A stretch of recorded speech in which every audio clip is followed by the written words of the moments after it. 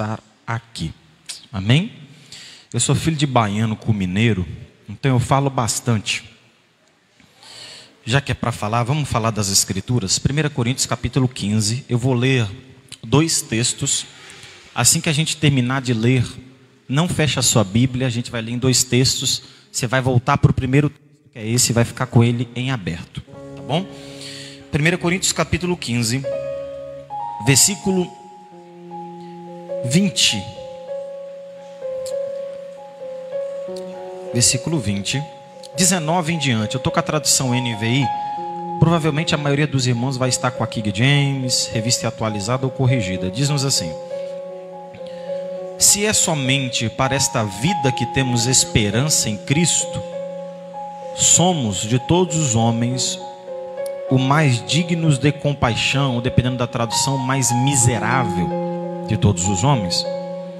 Mas de fato Cristo ressuscitou dentre os mortos, sendo Ele as primícias dentre aqueles que dormiram. Visto que a morte veio por meio de um só homem, também a ressurreição dos mortos veio por meio de um só homem. Pois da mesma forma como em Adão todos morrem, em Cristo todos serão vivificados. Como isso acontecerá, Robert? Pula aí alguns versículos, leve seu olho lá para o versículo 24. Vai ser a leitura extensiva, mas vou explicar ponto por ponto, pode ficar tranquilo. Versículo 24 do mesmo capítulo diz assim: quando, porém, o que é corruptível se revestir de incorruptibilidade, e o que é mortal de imortabilidade, então se cumprirá a palavra que está escrita: a morte foi destruída pela vitória. Onde está, ó morte, a sua vitória? Onde está, ó morte, o teu aguilhão? O aguilhão da morte é o pecado, e a força do pecado é a lei. Mas graças a Deus, que nos dá a vitória, por meio do nosso Senhor Jesus Cristo.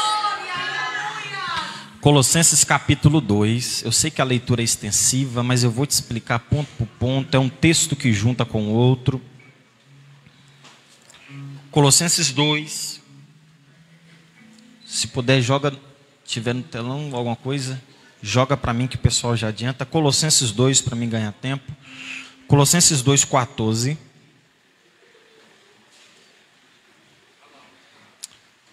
Show de bola. Havendo riscado a cédula que era contra nós nas suas ordenanças, a qual de maneira nos era contrária, e atirou do meio de nós, cravando-a na cruz, o 15, por favor, e despojando os principados e potestade, os expôs publicamente, e deles triunfou em si mesmo. Senta com a sua Bíblia aberta em 1 Corinto, por favor.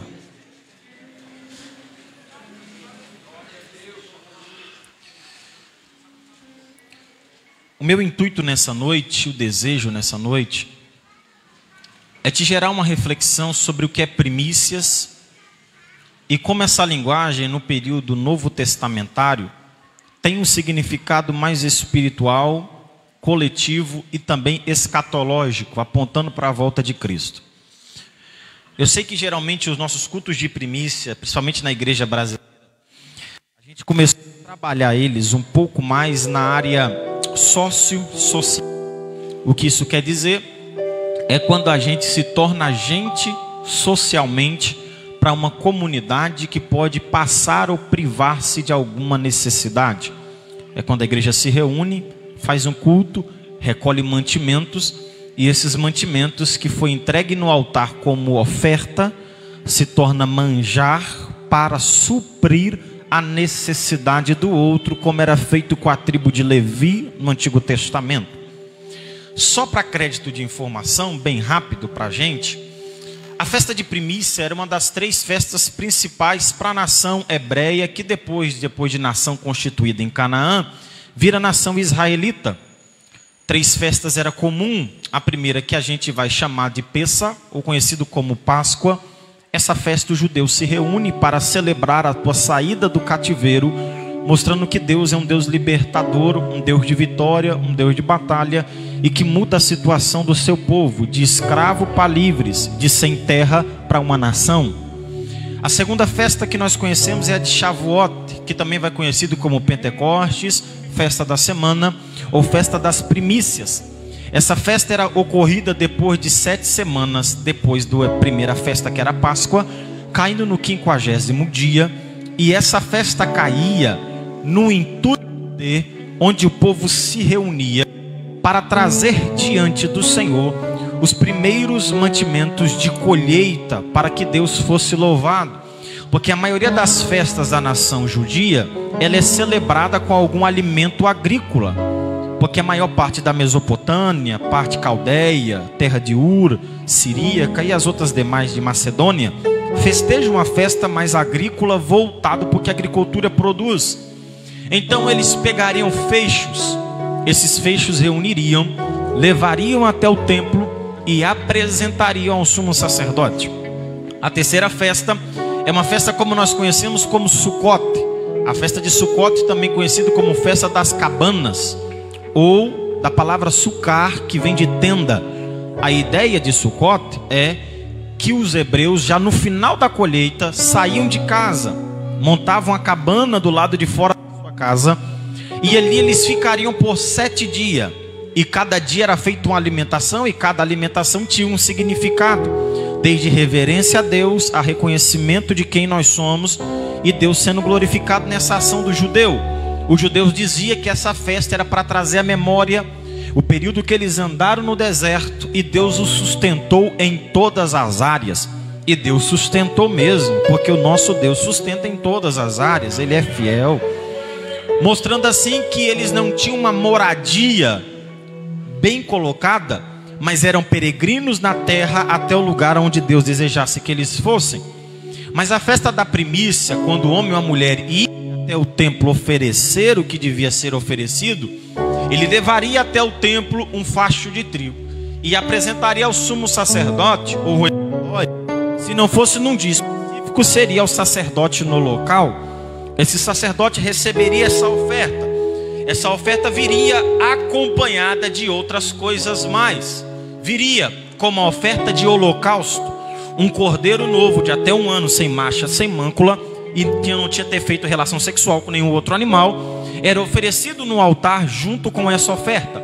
Junto com a oferta de manjares, 4,5 kg de farinha de trigo de eifa, juntamente misturado com azeite, e uma oferta de libação, que era 1 litro de vinho puro, moído, batido com menos de 1 semana do lagar, era oferecido no púlpito. E depois de oferecer-se uma parte no púlpito, uma parte era tirada, levada para o lugar santo. O sacerdote sentaria com o ofertante e eles comeriam na mesa a outra parte. Eles entendiam que na hora que eles estavam sentados na mesa comendo junto com o sumo sacerdote, era como se o próprio Deus descesse no recinto e almoçasse junto com eles. Então eles entendiam que tudo que eles ofereciam no altar, na verdade, não era para o sacerdote ser alimentado, era porque eles queriam que Deus saísse do trono, viesse até o local para almoçar junto com eles. Partindo desse pressuposto, dessa ideia, aquilo que eu ofereço no altar não é para mover Deus para me dar de volta, mas aquilo que eu ofereço no altar é para mover Deus para Ele se relacionar mais intimamente comigo. Porque eu só entrego no altar aquilo que eu vejo que de fato quem é dono do altar merece receber daquilo que eu dou no altar. Então se eu dou uma oferta mirrada no altar é porque eu entendo que o meu relacionamento com Deus é mirrado, então eu vou dar algo mirrado. Mas se eu entendo que o meu relacionamento é íntimo e profundo, então eu entendo que até o que eu tenho no bolso pertence a Ele. Então eu entrego para Ele, porque o meu relacionamento vale mais do que eu tenho com Ele. E assim ele ia no altar e entregava. A briga com Deus em Malaquias é que o Senhor briga com o povo dizendo: vocês me roubam, olha o que vocês estão fazendo. Porque no período de Malaquias, o sumo sacerdote, na hora de oferecer um culto, o que eles faziam? Pegavam um cordeiro, um bezerro, uma rolinha, uma pombinha ou um novilho, pegava a carcaça do novilho, a cabeça do novilho, as partes ósseas e apresentava no púlpito. Deus ficou tão irado e falou: se for para comer osso, come vocês. O meu altar não é lugar de se oferecer o resto. Se for para dar o resto, fique com o resto. Ou me entrega por inteiro, ou não coloca no meu altar.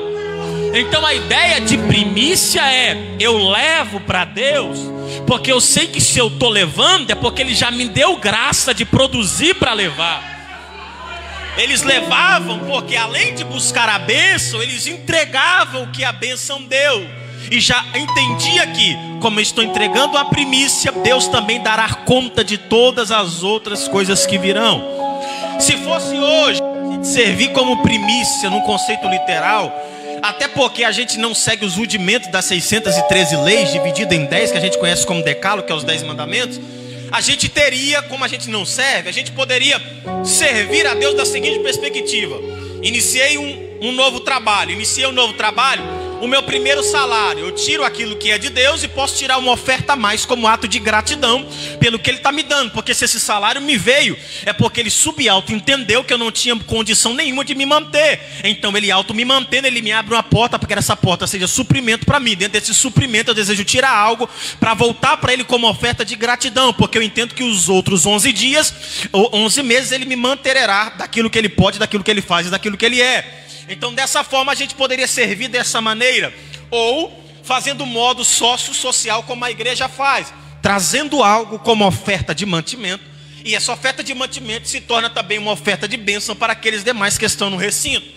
Dentro dessa ideia que eu te coloquei, em poucos minutos eu te expliquei o que seria a oferta de primícias, veterotestamentário, Antigo Testamento, e agora partindo para o Novo Testamento. E eu particularmente prefiro quando ela vem para o Novo Testamento, porque no Novo Testamento a conversa já muda. Já é um Deus apresentando de forma maior a ideia de primícias para o Novo Testamento. E qual é que seria a ideia de primícia no Novo Testamento? Se o Antigo Testamento ele está endosado debaixo da lei de sangue de animais que não pode suprir nem limpar o homem, na verdade em vez de limpar só encobre os seus pecados, então no Novo Testamento essa ideia deveria vir de uma outra forma e de uma outra performance, purificando o pecador e fazendo assim que esse pecador fosse limpo e purificado dos seus pecados. Dentro dessa ideia, a ideia de primícia no Novo Testamento apresenta primeiramente o sacrifício de Cristo por libação por todos aqueles que fazem parte do corpo de Cristo. Segunda forma, apresenta também Cristo como primícia dos que dormem. Não são mortos, mas dos que dormem. Sendo assim, ele morreu, mas foi o primeiro a ressuscitar dentre os mortos. A gente vai falar um pouquinho disso daqui a pouco. E terceira ideia seria a primícia de uma nova vida diante de Deus. Se o Senhor me resgatou, me livrou das garras do pecado, não das garras do diabo, porque o diabo não tem poder e nem detentor sobre nós. Por muito tempo foi ensinado a teologia na igreja de que o diabo carregava a igreja debaixo dos pés. Pelo amor de Deus, a gente era escravo do pecado. E sendo escravo do pecado, quem trabalha para ele merece salário. O salário do pecado é a morte. Se é a morte, tem três mortes: morte espiritual, morte física e morte eterna. A morte espiritual ela vem quando o homem se separa totalmente de Deus, abrindo mão da sua espiritualidade para dar lugar à vocação da sua carnalidade. Deus cria o homem e a mulher, e quando Deus cria, coloca eles no jardim, um lugar perfeito, belo, bonito e harmônico, aonde o homem deve empoderar e soberanar. Só que dentro dessa forma, um dia, uma bela conversa que não deveria acontecer, mas acabou acontecendo. Depois dessa conversa, Eva tomba. Depois que Eva tomba, ela leva até Adão. Adão também come e assim também tomba. Não quero jogar pressuposto de pecado e de erro nenhum, mas depois que eles tombam, Adão e Eva, um olha para o outro, porque é a primeira consequência do pecado. No reino universal nós temos tribunais. O primeiro tribunal é chamado de consciência. A minha consciência é um tribunal. Quando eu erro, peco, falho e fraquejo, a minha consciência diz para mim: você errou, você pecou, você falhou. Se redime dos seus pecados. É a ação do Espírito Santo dizendo para mim que eu sou pecador e preciso de remissão de pecado. Através da oração e da palavra vós sois purificados. O segundo tribunal se chamaria tribunal humano, que não é perfeito, pelo contrário, é imperfeito. Não tem justiça, mas tem injustiça. Não tem juízo, mas tem injuízo. Quem predomina é quem tem, e quem não tem acaba perecendo. Mas o terceiro tribunal é verdadeiro e celestial. O terceiro tribunal é o tribunal de Cristo, onde eu e você passaremos, e daqui a pouco eu quero falar mais um pouco. E o quarto tribunal é o tribunal de Deus Pai. Nesse tribunal eu tenho uma notícia para dar para a igreja brasileira. O Supremo Tribunal pisa na igreja, mas no quarto tribunal é Deus pisando no Supremo Federal. hoje pisam na igreja, machuca a igreja, maltrata a igreja, persegue a igreja. No quarto tribunal terá um trono branco, e o que está sentado no trono branco trará as nações, homens grandes, pequenos e pobres, e dirá: no meu tribunal não tem inocente, só pisa no tribunal quem é condenado. E aonde a igreja estará? Nas bodas do Cordeiro. Fique tranquilo. Esses dias me perguntaram: não te preocupa tanta gente morrendo?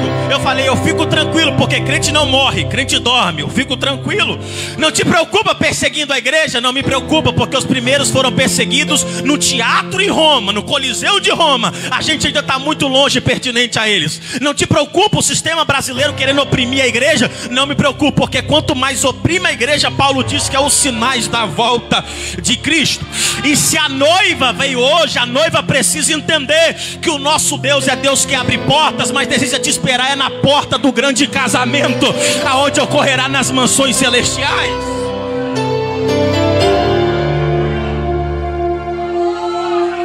Sendo assim, hoje é um domingo pascual, aonde dentro de uma sistema histórico, é claro que a gente não tem a comprovação exata, possivelmente hoje é o domingo da ressurreição, segundo o sistema apostólico romano, católico. Seguindo essa ideia no mundo todo, inventaram-se uma história, onde essa história se diz que um coelho poderia distribuir para pessoas do mundo ovo de Páscoa. Isso por causa de uma história acontecendo no sistema europeu, onde alegrou uma região, uma pequeno vilarejo. Isso se espalha pelo mundo. Só que as pessoas se esquecem. Tem muito crente, eu não entendo crente, fica o ano todo sem comer chocolate. Aí chega na Páscoa, quer dar chocolate para o filho e dizer Feliz Páscoa. Páscoa para crente não é ovo de chocolate, é sangue do Cordeiro. Páscoa para crente não é coelho, é Cordeiro Pascual. Páscoa para crente não é quem vem pulando para entregar ovo, mas é quem foi crucificado e ao terceiro dia reviveu. Páscoa para crente não é sistema doce na boca, mas é nome escrito no livro da vida. Páscoa para crente não é comemorado só um dia, mas o que foi feito há 2000 anos atrás refletirá para a eternidade do crente. Não dê ovo de Páscoa, não dê bombom para ninguém. Sente com o teu filho, com a tua filha, com o teu esposo e com a tua esposa.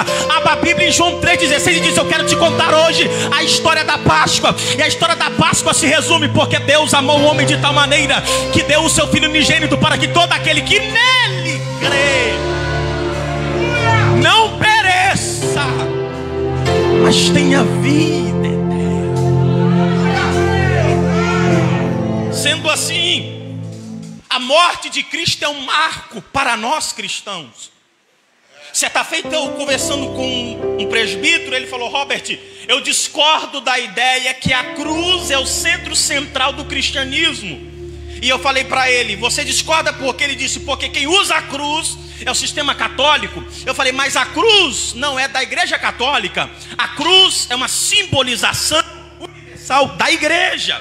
Sendo assim, a cruz tem uma representação para a igreja, não de um Cristo crucificado, pendurado, morto, martirizado, ainda sangrando e pendurado, mas de um Cristo vivo, ressurreto, e que faz presente em nosso meio, através da pessoa do Espírito Santo. Paulo disse em Filipenses que Cristo, tendo a ideia de cumprir aquilo que já estava orquestrado na eternidade, porque por muito tempo foi ensinado na igreja, e me permita falar isso aqui, porque por muito tempo muitos da igreja viveram um cristianismo baseado em pregação de DVD e não pararam para estudar a Bíblia. Inventaram uma história que um dia Deus Pai sentou, Deus Filho sentou. Ei, que história falsa. E Deus Espírito sentou, e um virou para o outro e falou assim: quem vai descer? Quem vai pagar o preço? Negativo, não teve conversa nenhuma. Já estava pré-orquestrado, pré-ordenado, predestinado, segundo Efésios capítulo 2, de que o Pai cria o Filho opera pela ação e poder do Espírito. Então o Filho vem por si só, suprindo a necessidade de remissão da eternidade. Deus não errou quando criou o ser humano. Ele tinha a vacina para o pecado de Adão. Adão peca, erra, fraqueja e cai. O que é que Adão faz? Pega uma folha para tentar cobrir a nudez. Porque, como eu te disse, o primeiro julgamento no universal, o tribunal, é a consciência. Então Adão olha para Eva, Eva olha para Adão e diz: você está nu, você está nu, nós estamos nu. E o que eles fazem? Pega a folha de figueira e se cobre. Só que folha de figueira não tem como cobrir o seu pecado. Então entende que é o homem tentando cobrir os seus pecados e consertar o seu erro. Só que não tem como eu cobrir os meus pecados e consertar os meus erros. Nós somos pecadores. Somente Cristo nos lava com teu sangue puro e carmesim. Adão cobre com a folha e Deus resolve dar a volta no jardim, como todo dia. E Jeová desce no jardim, vai dando uma volta e diz: Adão, aonde tu estás? Adão se esconde, mas Deus não é presciente, sempre foi e sempre será. Mas ele pergunta: Adão, aonde tu estás? Tricotomia, espírito, alma e corpo. Deus não está caçando o Adão corporal, Deus está caçando o Adão espiritual. Então ele pergunta no Éden: Adão espiritual, onde tu estás? Adão aparece. Quando Adão aparece: Senhor, vi que estava nu. Não perguntei o seu estado, perguntei a sua espiritualidade. Onde é que ela está? Porque síndrome de pecador é querer justificar a sua queda. Não estou perguntando para justificar a sua queda, estou perguntando onde está a sua espiritualidade. E se cobre com folha? Sim, tentou cobrir seu erro, tentou. Adão, a folha seca, resseca, murcha, e o vento leva. As suas vergonhas tornarão a aparecer, e toda vez você vai ter que trocar. Deixa eu consertar a sua queda. Aí Jeová desce, pega o cordeiro,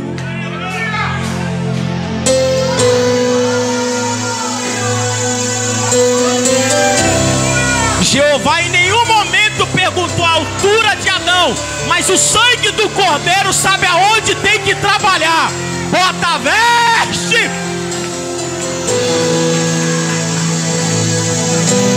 Dá uma cutucada em alguém que está ao teu lado e diz: Jeová sabe dos fracassos, Jeová sabe das tuas quedas, mas Jeová também tem sangue, sangue para cobrir pecados. E como eu gosto disso? Eu gosto disso. Eu gosto de uma teologia que machuca o homem, com todo respeito. Porque de vez em quando eu me topo com alguns irmãos em Cristo, que eles entram na igreja e parece que a pessoa tem o estandarte do arcanjo Miguel na face e se acha a última em santidade, a quarta pessoa da divindade. E vive uma vida como se nunca errasse e falhasse. Eu não sou a favor de quedas. Não pense que eu estou defendendo pecados, mas eu uso a linguagem paulina em 2 Coríntios capítulo 4, dizendo que só Deus tem poder e soberania para julgar, justificar e regenerar o homem. Só Paulo, escrevendo a Romanos capítulo 7, versículo 24, é um texto que mexe comigo. Paulo escreve a Romanos capítulo 7, versículo 24, dizendo: miserável. Irmãos, quem está falando isso é Paulo. Miserável. Parece que eu vejo Paulo tirando a túnica apostólica, tirando o apostolado, falando: eu vou mostrar hoje para vocês quem eu sou. Quem eu sou? Miserável. Quem me livrará deste corpo de morte? Aí os teólogos liberais dizem que Paulo tinha medo de morrer.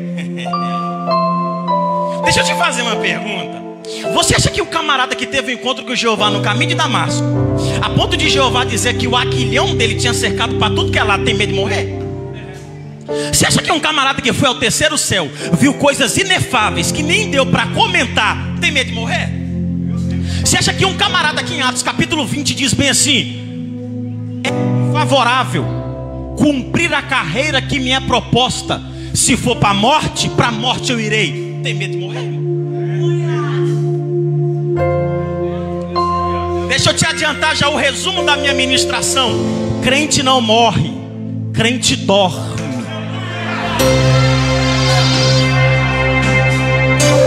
Escuta, se tiver alguém aqui dentro que entrou no cristianismo e tem medo de morrer, procura outra religião. religião. A primeira coisa que Abraão fez quando chegou na terra prometida, comprou uma terra para servir de velório. A primeira coisa que Abraão fez quando chegou em Canaã, o que ele fez? Comprou um buraco. Fez o buraco e falou: Sara, eu e você vamos ser enterrados aqui. Por quê? Porque Abraão entende a vida, viver, olha a linguagem de Abraão, a mesma que Paulo. Viver é Cristo. E quando a gente tomba, morrer é lucro. Eu viver alguém, vivo à distância. Eu viver com alguém, eu vivo o presente da pessoa. Miserável homem que sou, quem me livrar deste corpo de morte?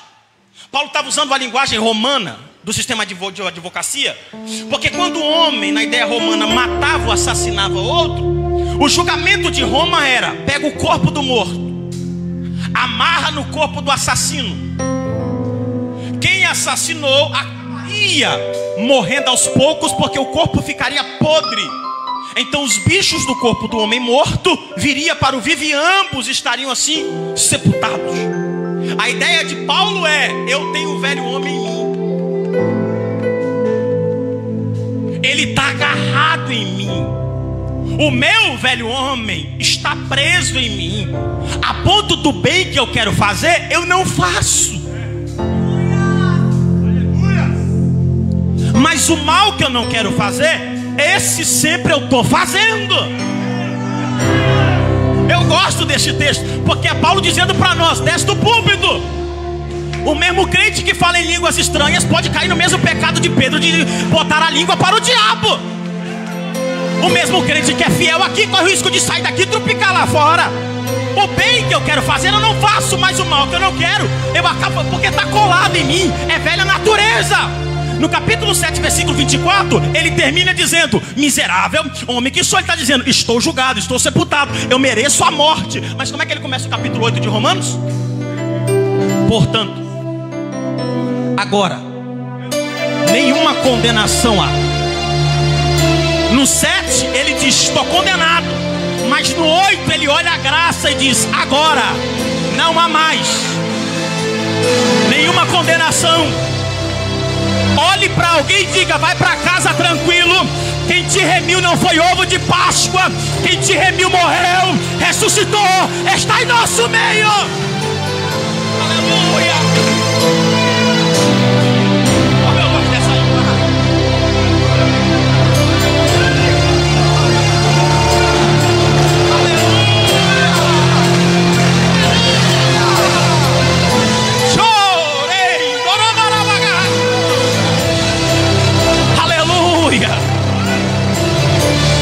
Não fostes com sangue de touro e de bode, não fostes com prata e com ouro que fostes comprado, mas fostes com sangue puro, carmesim vertido na cruz do Calvário.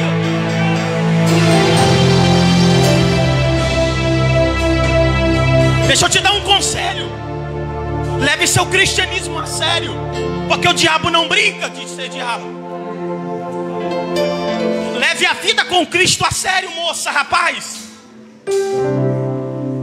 Nós estamos vivendo em uma geração que o Calvário virou uma piada, ser crente virou moda, carregar virou ostentação.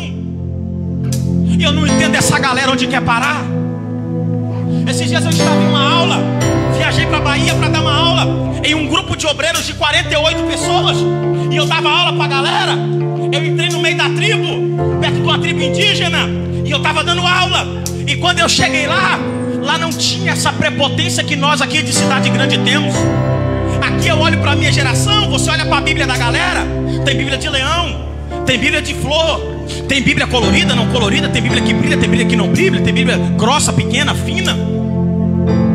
Aí eu pergunto: lê, estuda. Eu vivo em uma geração que passou o domingo todo em redes sociais. Passou o domingo todo vendo feeds de vídeos em redes sociais, que não parou para examinar o domingo pascual. Eu vivo em uma geração que peca o ano todo, mas na Semana Santa quer fazer 7 dias de jejum. A gente gente não é povo de Baal, que quebra altar de manhã, mas quer fogo à noite. A gente serve o Deus de Elias, onde a gente chega, não olha os outros, mas a gente percebe que o altar está quebrado. A gente primeiro conserta o altar, depois a gente trabalha com fogo.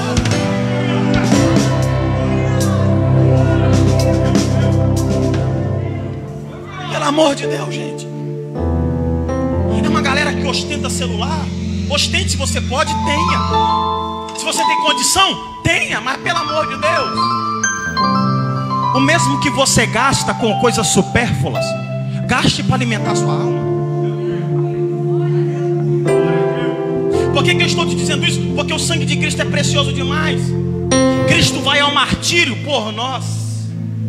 Era comum soltar um preso, soltou Barrabás. Você já conhece a história, eu quero adiantar até a via. Ele vai ao martírio, é morto e sepultado. E como eu te disse, por causa do pecado de Adão, nós somos subjugados à queda.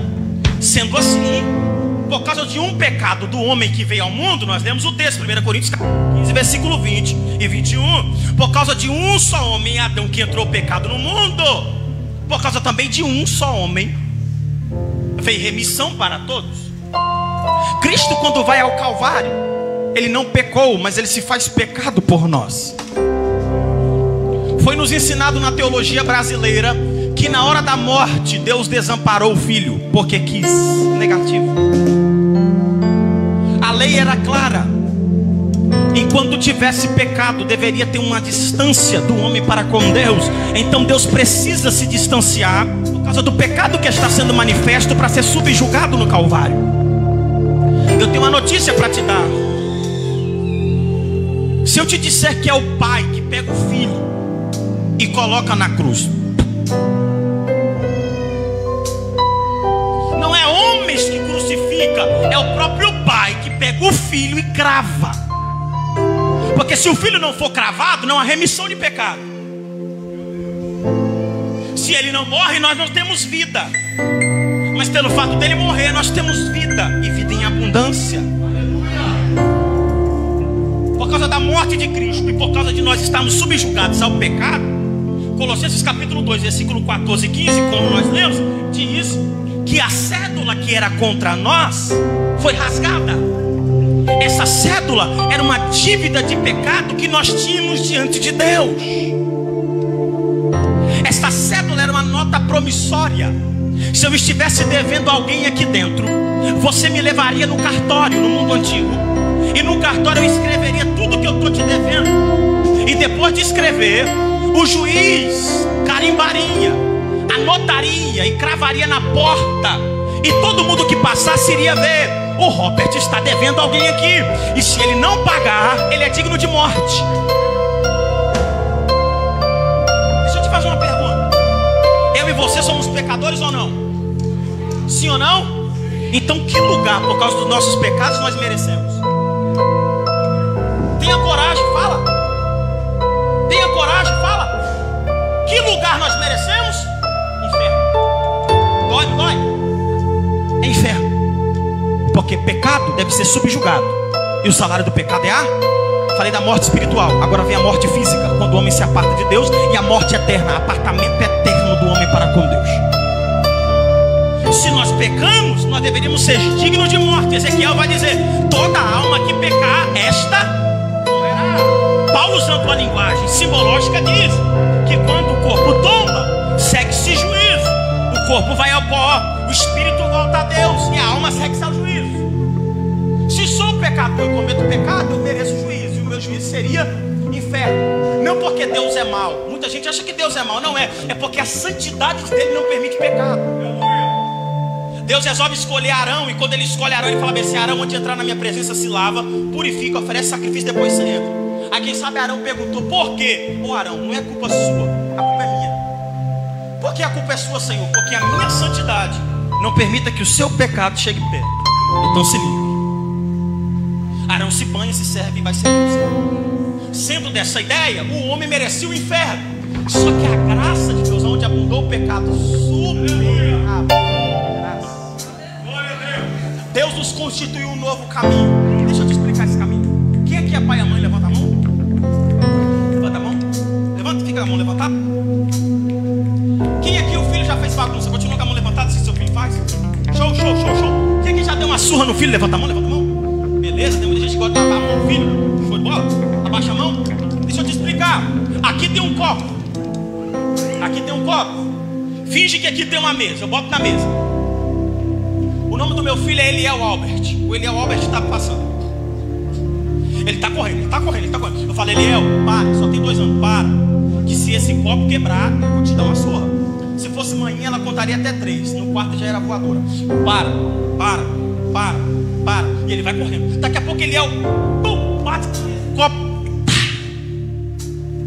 E o copo pertencia a alguém. Se esse copo pertence a alguém, agora tem que pagar. Quem é que deve pagar o copo? Eliel, porque ele que quebrou. Por mais que eu sou o pai, mas quem quebrou foi o Eliel. O erro foi dele. Eliel se levanta do chão, olha para Eliel. Misericórdia e graça. Vou te explicar a diferença de misericórdia e graça através de uma pequena figura. Misericórdia e graça. Misericórdia. Eu olho para o meu filho e falo, meu filho, olha o que você fez. Eu vou lhe dar uma surra para você aprender a me obedecer. Eu tirei o juízo, tive misericórdia, mas tive que cumprir a pena. Misericórdia. Eu olho para você, vejo que você errou, mas vai ter penitência, vai ter que passar. Graça. Quebrou o copo. Aí eu pego o copo todo quebrado, jogo fora, olho para ele e eu falo, vamos lá conversar com a pessoa para pagar o copo. Quando eu chego perto da pessoa, eu falo, e aí, quanto que é o copo? A pessoa, R$20. R$20? Quando eu estou metendo a mão no bolso, a pessoa fala bem assim, fique tranquilo. Eu não, tem que pagar o copo. Ele não, fique tranquilo. Não, vou te pagar o copo, fica tranquilo. Eu pago o copo no seu lugar. Misericórdia, olha para mim e para você, reconhece os nossos pecados, mas tem julgamento. Graça, Cristo vai no nosso lugar, olha o valor do copo e fala, Pai, eu pago o copo. Colossenses 2 está mostrando que Cristo vai na cruz e morre por nós. A cláusula que era contra nós, quando a pessoa ia pagar a cláusula, ela iria no juiz. O juiz escreveria na cláusula,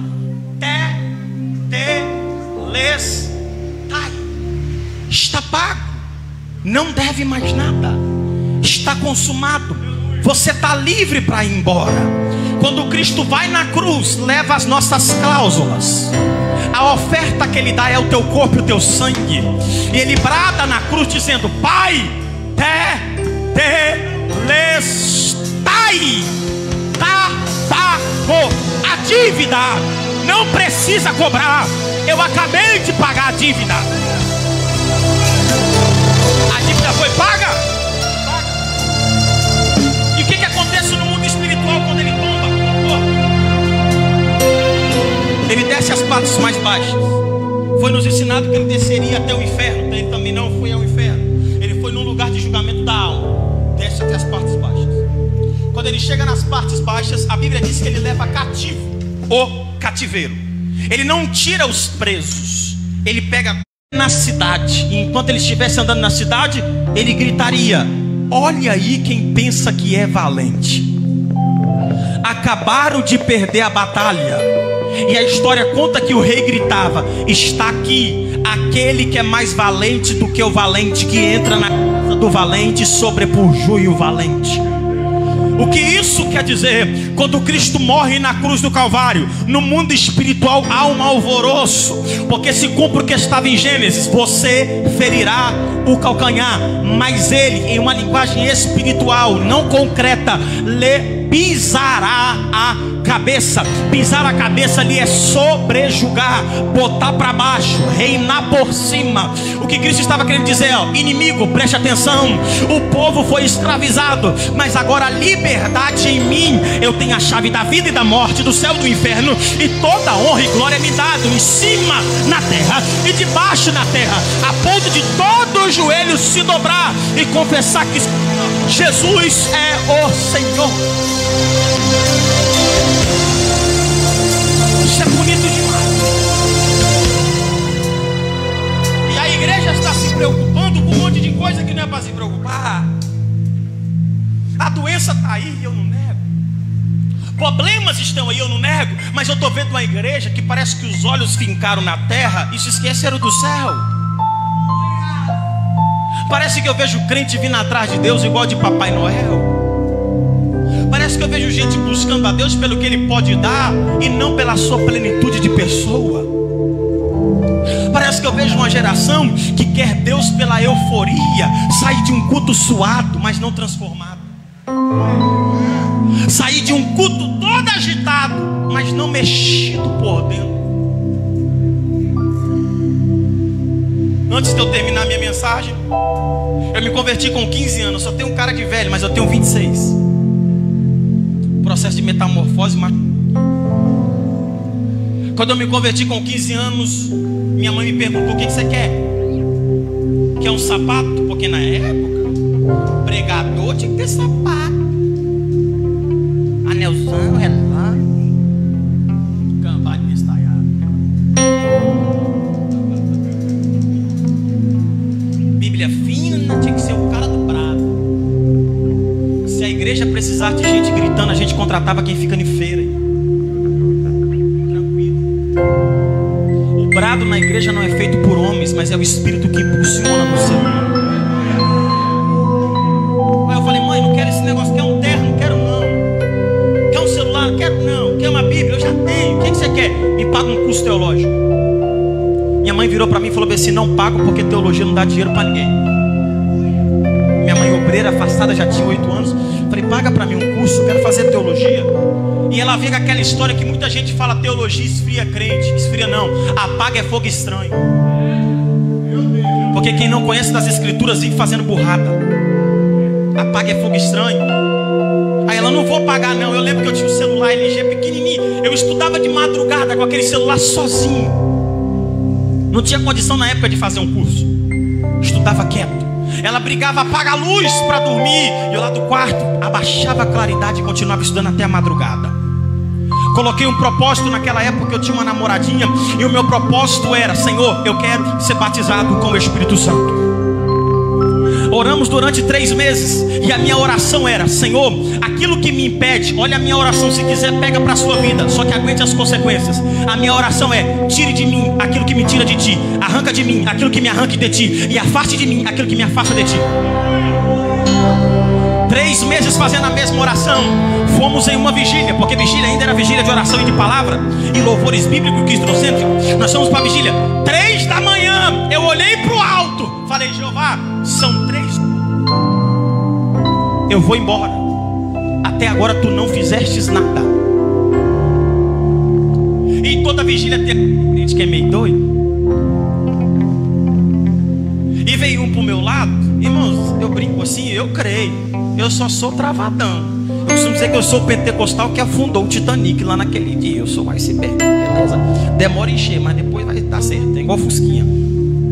E eu tava ali, eu falei: poxa, e veio um irmão, Claudinei. Estava com ele ontem, fiz uma muqueca, ele foi lá em casa, jantou junto. Uma muqueca, comeu. E ele veio rodando. Eu já era profissional em virar vaso. Eu nem segurava, eu só botava a mão por cima e fazia assim: ó, vai, dá a volta. Vai pra lá. 3 da manhã lá vem Claudinei. Botei a mão nas costas dele. Quando eu fui virá-lo, a mão dele travou. Pá, e me virou. Eu pronto. 3 da manhã esse cara quer me segurar. Olha o que Claudinei falou no meu ouvido. Tu me chama às 3 da manhã e quando eu desço para dialogar, duvidas ainda? Fui batizado no Espírito Santo. Eu senti algo sobrenatural. Daqui a pouco eu parei por um tempo e falei: não, isso é da carne, isso não é coisa minha. Veio um irmão chamado Davi, que hoje está afastado. Davi veio andando na minha direção, cortou a igreja no meio, veio até mim, abriu a mão, 5 dedos do negão, me deu um tapa no peito e falou: frouxo, me chama para uma conversa. E quando eu venho conversar, não quer mais dialogar comigo. Sou eu teu. Falo às 3 da manhã. 3h10 eu não mais me contia. Eu fui para casa 5 da manhã, era 6h15, eu tomava banho falando em línguas. 7 da manhã eu estava na minha cama orando, falando em línguas. A minha mãe precisou gritar do quarto, falar: dorme, por favor. Aí é um monte de crente Nutella que busca a Deus carro, busca a Deus casa, busca a Deus porta, busca a Deus celular. Deixa de ser besta. Se ele tem promessa de efusão do Espírito, vai pedir coisa porca? Pede muito, me batiza com fogo, me usa no teu Espírito, me dê dons espirituais, me usa na tua palavra, abra-me céu, dialoga comigo, me faça íntimo do... Por que eu estou te dizendo isso? Porque quando a gente lê 1 Coríntios capítulo 15, eu adianto para terminar, Paulo diz, resumindo o que nós falamos, porque o versículo 20, 19, 20 e 21 fala o que eu pontuei já com vocês, mas dos 55 em diante ele fala bem assim: tragada foi a morte pela vitória. Olha a pergunta que ele faz: onde está a morte, a tua vitória? A tradução no original não é inferno, a tradução repete morte. Aonde está a morte, o teu aguilhão? O aguilhão, para quem não sabe, era uma ponta de uma lança revestida que o agricultor usava para cutucar o boi. A ideia de Paulo é: o pecado na vida do homem é igual cutuca, fica sempre cutucando. Quando a gente pensa em sair do pecado, o pecado vem novamente e nos fere, por causa da nossa natureza caída. Só que olha a pergunta: onde é que está a ferramenta que você usa para cutucar o homem? A ponto de ele dizer: tragada foi a morte pela vitória. Cristo na cruz não só nos concede redenção, mas também nos concede vitória. Apocalipse capítulo 4, eu finalizo. Capítulo 4 mostra um grande culto. Olha e pergunta para a pessoa que está ao teu lado: quer participar de um culto espiritual? Pergunta: quer participar de um culto espiritual mesmo? Quer. Então fala bem assim: procure sempre manter alvas as suas vestes. Apocalipse capítulo 4 começa assim: e eu me vi no Espírito, porque o culto no céu tem que ser no Espírito. E eu me vi no Espírito. João sobe. João entra por uma sala, e eu quero que você viaje comigo agora. João entra por uma sala. Dá um suspense aí, rapaz. João entra por uma sala. Imagina a cena. João entra. Culto espiritual, nunca o homem é visto, Deus é visto em primeiro lugar. Ele olha e vê um sentado sobre um trono. A semelhança é de jaspe púrpura. Em volta do trono há como um arco de brilho. Na frente do trono há um brilho como de um oceano cristalizado. Em volta do trono 24 anciões. Culto espiritual. Deus não quer saber da sua posição, Ele quer saber o que você tem para entregar. Esses 24 tiram a coroa e adoram o que está sentado no trono. Na frente do trono, dando volta, 4 animais celestiais, com olhos na frente e na retaguarda. Um tem rosto de águia, outro rosto de boi, outro rosto de homem, e outro o rosto, que me fala demora agora familiarizar. Esses 4 animais estão diante de Deus. No primeiro culto, eles se reverenciam e dizem: honra, eu preciso ler que esse negócio, honra, glória ao que está assentado no trono. Santo, santo é o Senhor, Deus Todo-Poderoso, que é e era para de vir. Capítulo 5, o culto continua. Só que no capítulo 5 não é só 24 anciões com 4 animais. A Bíblia diz que agora aparecem milhares de anjos à volta. E esses anjos começam a gritar na eternidade, dizendo: digno é o cordeiro que foi morto. Digno é o cordeiro que foi morto.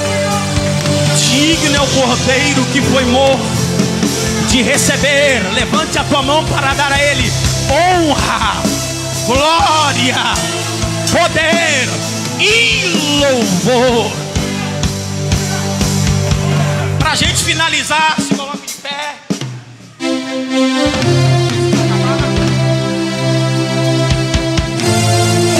Agora dá dar uma cutucada em quem está do teu lado de leve e falar: agora é a gente. Agora a gente vai aparecer. Mas vai. Depois que a igreja for arrebatada da terra e nos encontrarmos com Cristo nos ares,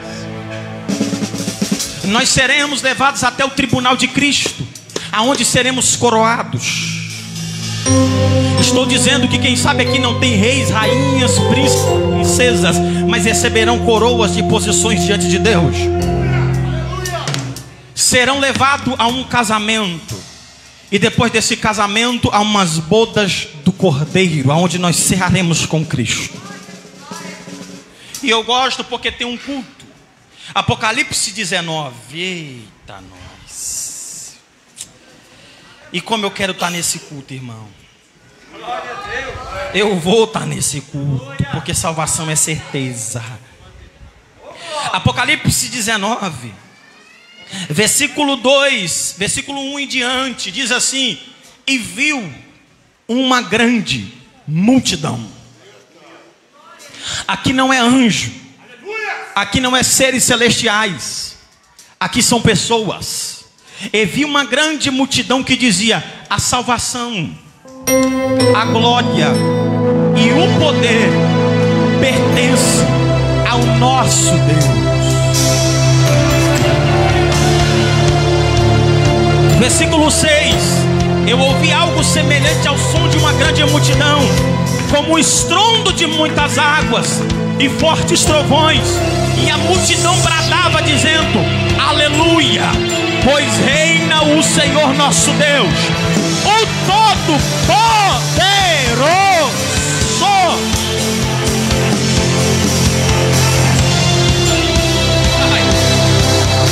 Neste culto terá branco, negro, pardo, amarelo.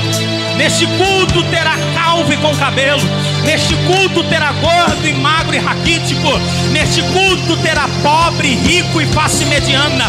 Neste culto terá baixo, intermédio e alto.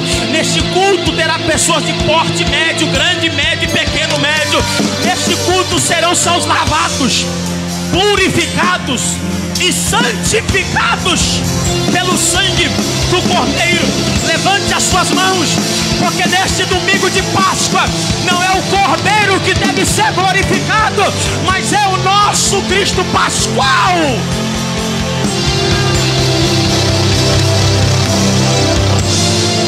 Aleluia. Eu quero orar com você. Coloque a mão na direção do teu coração. Já passei da hora. A mão na direção do teu coração. Coloque aí.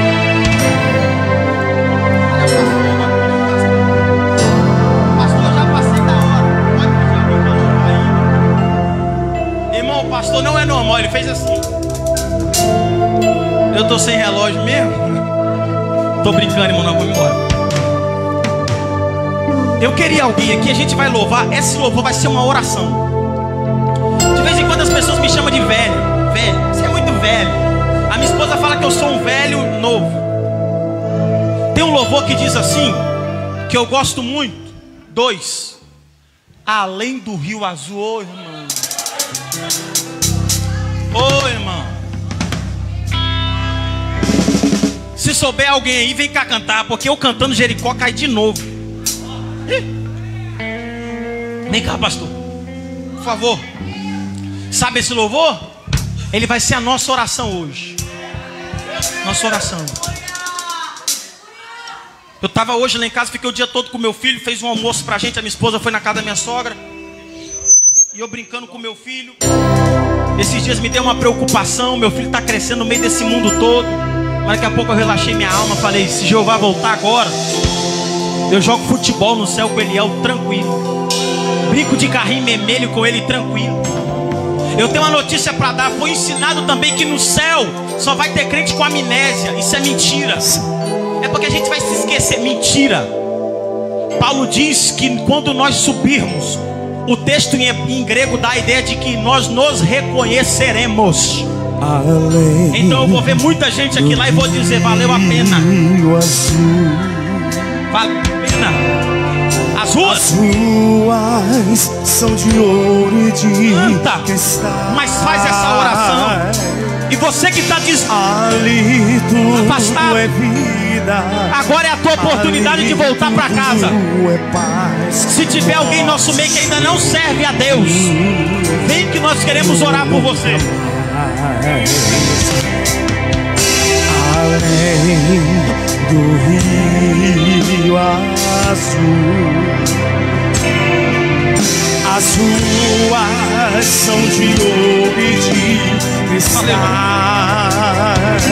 Isso, salmodia. Ali tudo é vida. Ali já tem uma alma no altar, tem espaço para mais. Vem. Isso. Nunca mais. Aleluia. Tristeza e dor. Nunca mais. Se tiver mais alguém, vem. Veio o grande rio da vida. Se tiver mais alguém, acompanha. O obreiro, a obreira, traz aí. Hoje é seu dia de mudar sua história. Verei a face do meu mestre querido. Só a igreja, sobe!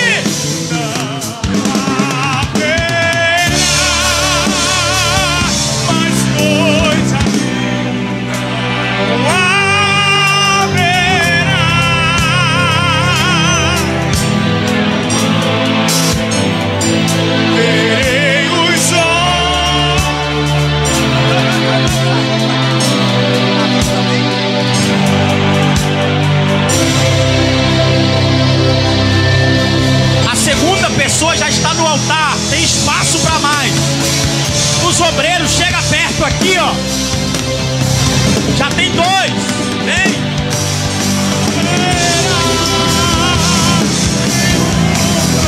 Agora que é hora de você falar em línguas.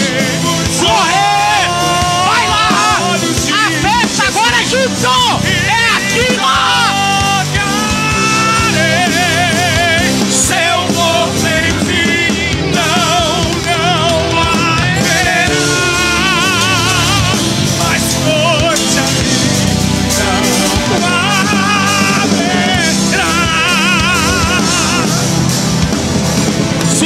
Alguém rompe a multidão, vem.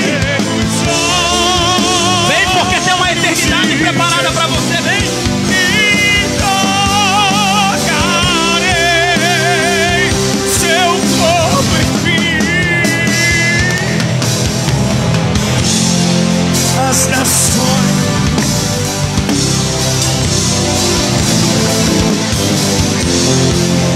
e as portas. Cidade é bom.